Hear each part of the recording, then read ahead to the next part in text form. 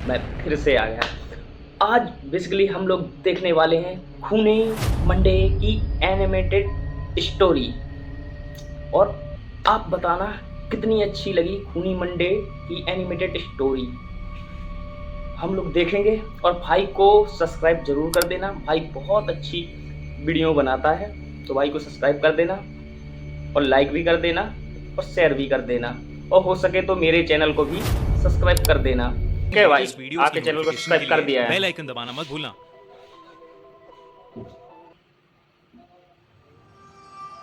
खूनी मंडे। आज की कहानी हमारे सब्सक्राइबर साहिल के साथ हुई एक सच्ची घटना पर बेस्ड है। जब कोई लोरी गा के सुनाता था तो हमें बचपन में कितना अच्छा ये बात तो लगता सच है यार, बचपन में बहुत अच्छा लगता था कोई लोरी सुनाता था। तो मेरा सबसे डरावना ख्वाब है, हमेशा से नहीं, बस पिछले एक महीने से। मेरा नाम साहिल है और मैं 25 साल का हूँ।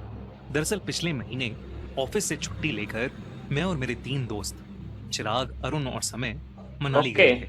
हमारा ऐसे अचानक छुट्टी लेना इत्तेफाक नहीं था। अभी कुछ 3-4 महीने पहले समय के छोटे भाई की मौत उसके स्कूल की ट्रिप पे किसी गाड़ी से टकराने की वजह से हो गई थी, और तब से हर पार्टी की जान होने वाला, सबको हंसाने वाला समय सहम गया था। भाई एक तो सारे ग्रुपों में कोई ना कोई एक ऐसा बंदा होता है जो बिल्कुल मौज रखता है, मौज बना देता है पूरी।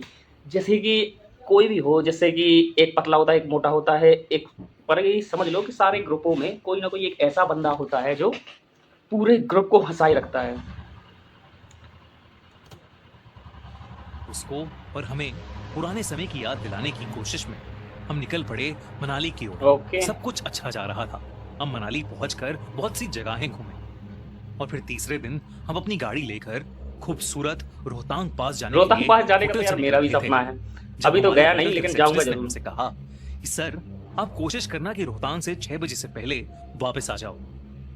जब हमने उससे इसका कारण पूछा तो उसने कहा कि रोहतांग का मतलब होता है वैली ऑफ डेथ, यानी लाशों का ढेर। यहाँ के लोकल लोग भी 6 बजे अपने घर के दरवाजे बंद करके अंदर चले जाते हैं, क्योंकि ऐसा कहा जाता है कि यहाँ कई 100 साल पहले जो भी रात में रोहतांग पास पर आता था वो अगले दिन कहीं वादी में मरा हुआ पाया जाता था। भाई कुछ रोहतक पास में कुछ ऐसा है क्या? आप लोग कमेंट में जरूर बताना। यहाँ के अथॉरिटीज उसको ठंड या एक्सीडेंट के कारण मौत बता देते थे, लेकिन लोकल्स का मानना था कि रोहतांग में एक मायावी साया घूमता है और ये उसी का काम था। होटल रिसेप्शनिस्ट की बात पर हंसी निकल गई। हम सब सोच रहे थे कि कितने ज्यादा टूरिस्ट यहाँ आते हैं और ये एकदम बेकार की फालतू कहानी है, इसलिए हम बेपरवाह होकर मनाली से सारे ग्रुप के लौंडे ही ऐसे ही होते हैं। हंसते गाते हम अपनी मंजिल पर पहुंच ही गए, रोहतांग पास। कुछ 4-5 घंटों के ट्रैक के बाद हम चारों ने लौटने का फैसला किया, क्योंकि अंधेरा भी बहुत हो गया था और धीरे धीरे धुंध भी बढ़ती जा रही थी। रात के करीब 9-9:15 बज रहे थे। रोहतांग में टूरिस्ट तो छोड़ो, अब कोई भी नहीं दिख रहा था। हम काली अंधेरी रात में लगभग 30 किलोमीटर पर आवर की स्पीड पर धीरे धीरे गाड़ी चला रहे थे, लेकिन धुंध बढ़ती ही जा रही थी। भाई स्टोरी तो मस्त है यार। कुछ देर बाद ना आगे की सड़क दिख रही थी ना मोड़। एक गलती और हम खाई में गिर सकते थे। अरुण गाड़ी चला रहा था और हम फॉग लाइट्स ऑन करके धीरे धीरे आगे बढ़ रहे थे कि हमें सड़क के किनारे पर एक पत्थर दिखा जिस पर लिखा था मनाली 28 किलोमीटर्स। पर अजीब बात ये थी कि इतने अंधेरे और सर्द भरी रात में उस पत्थर पर एक आदमी बैठा था। What the hell, इस बूढ़े को देखो यार, ये मनाली के गेट पे इतनी रात में करके आ रहा है यहाँ पे। अगर रात को ऐसा कोई आपको दिखे तो आपके साथ क्या होगा? जैसे आप कहीं जा रहे हो, रात के कम से कम 2 बजे हो और ऐसे ही कोई बैठा हो, भाई मेरी तो फटके 4 हो जाएगी, बाकी आपका पता नहीं। मैं सोचूंगा ही नहीं अब इस बारे में। आगे वीडियो देखता हूँ। जिसने केवल एक धोती और ऊपर एक कपड़ा टांगा था। मुझे ये बात बहुत अजीब लगी, लेकिन मैंने कुछ बोला नहीं। फिर इससे भी अजीब बात हुई। करीब 20 मिनट कार चलाने के बाद हमें फिर वही पत्थर दिखा जिस पर लिखा था मनाली 28 किलोमीटर। लूप में चल रहे हैं क्या ये लोग?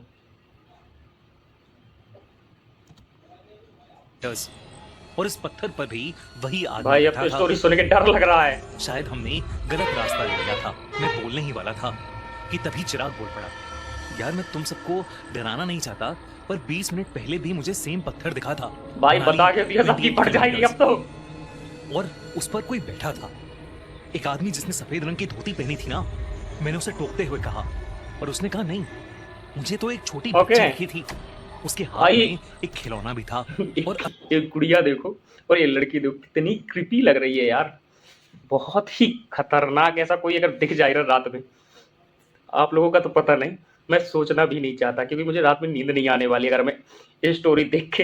अब मैं इसके बाद इसके बारे में सोचूंगा तो सुबह तो रहने दो, रात को ही नहीं सो पाऊंगा। अरुण ने तो कुछ और ही बोला, तुम सब कैसी बातें कर रहे हो, मुझे पिछले 2 पत्थरों के पास एक घोड़ा खड़ा दिखा, काला घोड़ा जो बस हमारी गाड़ी गुजरते हुए देख रहा था।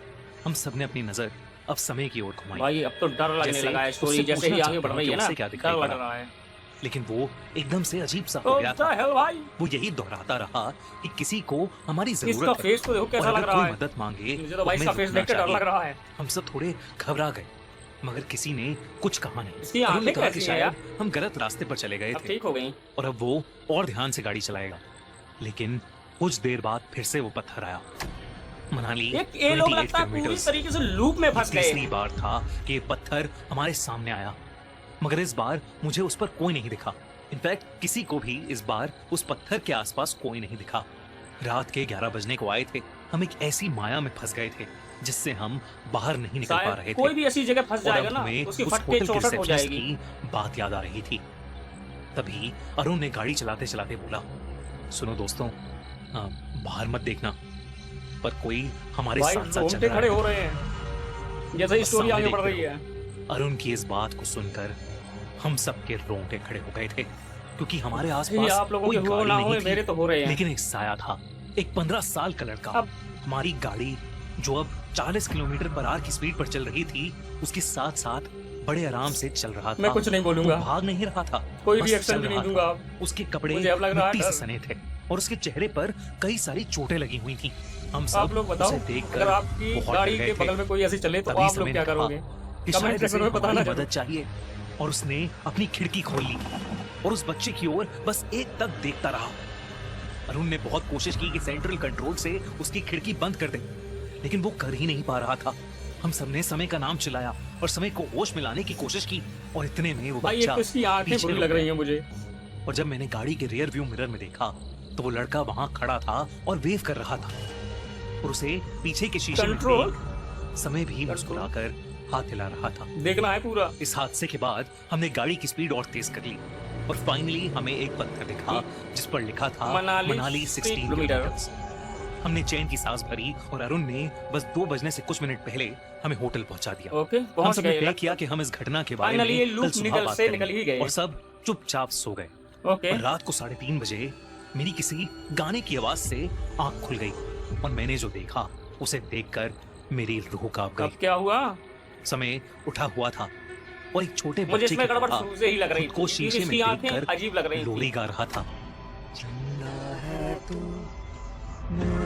भाई ऐसी लोरी नहीं सुनना मुझे, ऐसी लोरी तुम ही सुनो। तारा है तू, चाहे तू। मैंने अरुण और चिराग को उठाया। हम सब ने समय को पुकारा, लेकिन वो हमें अनसुना सा कर रहा था। ये नजारा हम सब के लिए बहुत खौफनाक था। शीशे में समय का चेहरा बेहद डरावना लग रहा था। भाई ये बात तो लाल सच है। आंखें, गले पर कुछ निशान। ऐसा लग रहा था जैसे किसी उसका ने गला गर्दन कोई पकड़ दोनों रखी तरफ से है। दबा रहा हो, और उसके चेहरे पर एक छोटी सी अजीब सी मुस्कुराहट थी। और वही लोरी।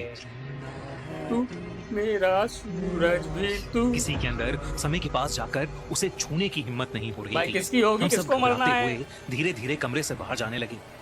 हम जैसे ही निकलने लगे, उसने एक बच्चे की तरह मासूम हंसी हंसते हुए कहा, अगर मैं रात को तुम्हारी खिड़की पर दस्तक दूं तो तुम खिड़की खोल के मेरी मदद करोगे ना?